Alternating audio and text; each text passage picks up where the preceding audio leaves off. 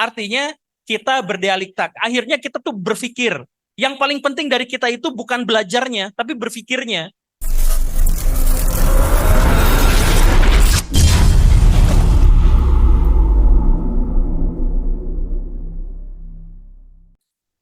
Terakhir nih, Ada. sekalian nanti closing statement deh. Saya mau penasaran nih, kan dari tadi tips segala macam udah dijawab, eh, tips pembelajaran, tips pengemasan, metode dan penyampaian segala macam. Kenapa Guru Gembul hasil pemahamannya diupload ke YouTube, diupload ke mana-mana? Kadang bukan ngupload pemahaman aja, tapi ngupload keresahannya, ngupload bola liar sehingga jadi perbincangan gitu. Oh, ini mah saya pribadi gitu ya. Ya, Jadi gini, jam 1 nanti akan terbit video saya yang terbaru. Promosi ya. ya. Ini sangat kontroversial. Saya bahkan tidak percaya apa isi video saya.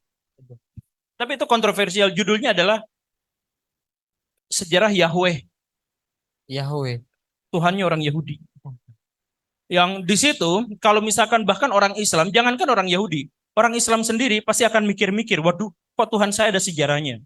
Tuhan kan nggak mungkin ada sejarahnya. Kok ada sejarahnya kayak gitu? Nah, kenapa saya sampaikan seperti itu? Masalah terbesar dari kita yang tadi itu, kita tuh susah sekali untuk berpikir. Jadi, konten saya itu temanya cuma dua. Yang pertama ilmu pengetahuan, yang kedua etika. Dan saya tidak jadi masalah kalau saya harus berantem dengan pihak lain, berdialektika dengan pihak lain. Karena dari situ kita menambah wawasan walaupun endingnya itu beda-beda. Jadi misalkan gini, saya ketemu dengan orang ateis. Sering, saya tuh diskusi dengan mereka tuh habis-habisan. Saya juga sekarang tergabung dengan komunitas filosof yang sebagian besar juga ateis. Atau setidaknya tidak mau beragama secara formal. Jadi kalau ditanya, kamu agamanya apa? Gak usah ditanya lah itu mau. Nah, kayak gitulah. Pak Rocky sendiri, Pak Rocky Gerung juga ateis kan? Agnostik kamu. Oh iya, agnostik lah apalah. Coki Pardede itu ateis. Teman saya semua itu ateis semua gimana nih? Nah, tapi saya belajar dari mereka, saya melihat dari mereka, ternyata apa?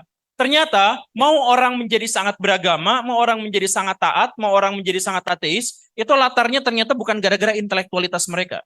Tetapi gara-gara dorongan pribadi aja, hasrat aja. Saya bertemu dengan orang-orang yang sangat ateis gitu, katakanlah dia ekstrim apa segala rupa, tapi tidak didasarkan pada penalaran logika. Banyak di antara mereka yang saya ateis itu adalah gara-gara melihat orang-orang beragama itu kacau. Orang beragama tapi kotor. Orang beragama tapi kok buang sampahnya sembarangan. Orang beragama tapi kok bikin ini itu aja harus dibikinin sama orang lain. Orang beragama tapi nggak ngerti psikologi sampai anaknya disiksain.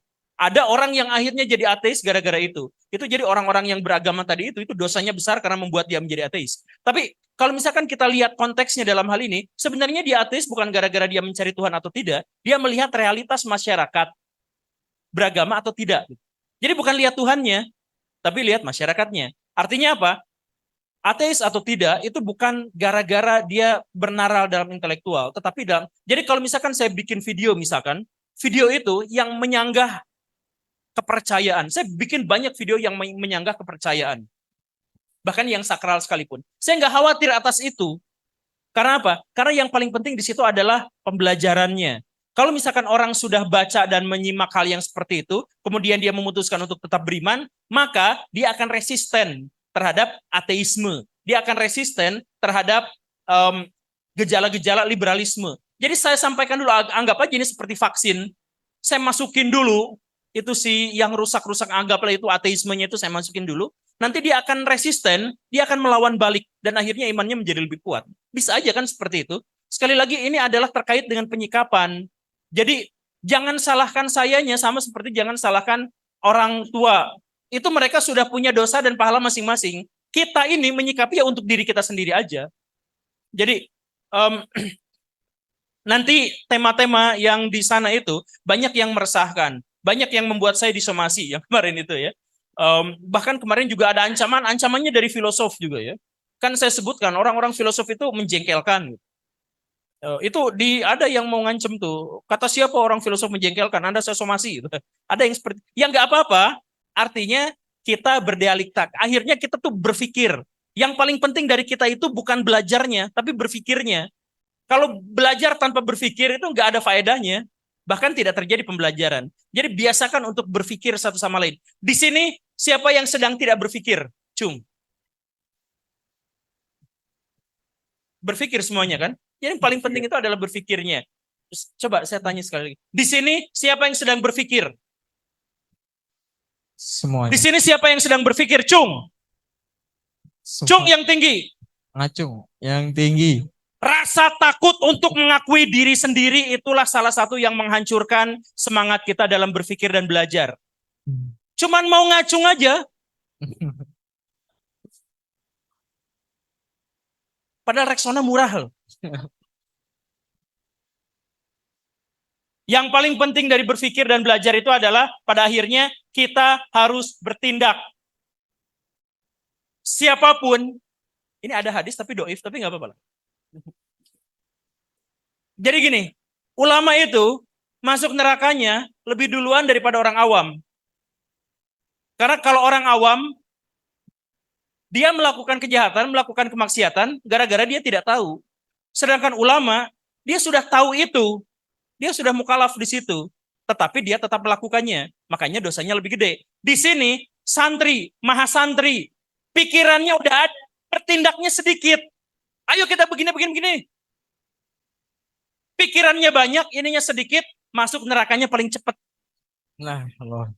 Jadi mulai sekarang cepat-cepat bertindak ya. Setiap punya pengetahuan saja, langsung jadikan itu sebagai tindakan. Tahu sedikit saja bahwa kita harus menjaga kebersihan, tahu sedikit saja bahwa kita harus membangun peradaban, langsung bertindak. Bukan. Ngacung aja susah gimana sih? Ya, Ya, awas lu. Siap ngacung. Langsung closing statement. Oh enggak. Ada lagi pertanyaan? Enggak, udah cukup. Oh udah. Awas. Ya mungkin demikianlah pemaparan dari Guru Gembul ya. Kita sudah mendapatkan kegembulan dari Guru Gembul.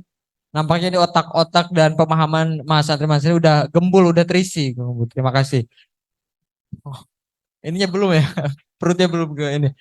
Ya, mungkin ada pesan-pesan atau closing statement untuk mahasantri-mahasantri di Mahat Ali Said Sidikiyah Jakarta.